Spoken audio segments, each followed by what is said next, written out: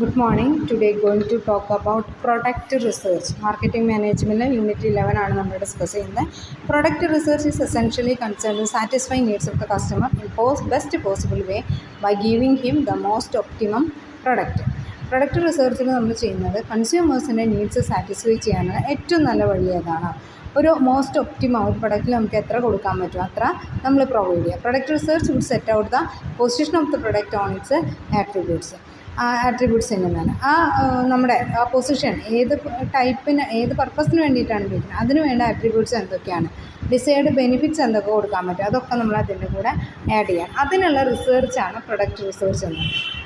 അത് research conduct ചെയ്യുന്നത് നമ്മൾ എപ്പോഴാണ് പുതിയ പ്രൊഡക്റ്റ് ഡെവലപ്പ് ചെയ്യുന്ന സമയത്ത്, improvement of product features, existing പ്രൊഡക്റ്റിലെ ഫീച്ചേഴ്സ് ഇമ്പ്രൂവ് ചെയ്യുന്ന സമയത്ത്, ലൈൻ എക്സ്റ്റൻഷൻ, പുതിയ പ്രൊഡക്റ്റുകൾ അതിൻ്റെ കൂടെ പ്രൊഡ്യൂസ് ചെയ്യാനായിട്ട്, brand extension, evaluate the product stands, അതുപോലെ തന്നെ ഇൻട്രൊഡക്ഷൻ ന്യൂ ഫങ്ഷണൽ ഫീച്ചേഴ്സ്, അതിന് വേണ്ട പുതിയതായിട്ടുള്ള ഫങ്ഷൻ ഫീച്ചേഴ്സ് എന്തൊക്കെ അതിൻ്റെ കൂടെ ആഡ് ചെയ്യാൻ പറ്റും, test marketing, revitalising declining product, അതുപോലെ തന്നെ scope, raw material used in various proportion, അതുപോലെ തന്നെ attributes, saleable point of the product planning, product appraisal, product classification, ഇതൊക്കെ പ്രൊഡക്റ്റിൻ്റെ റിസർച്ചുമായിട്ട് റിലേറ്റഡ് ആയിട്ടാണ് കേട്ടോ.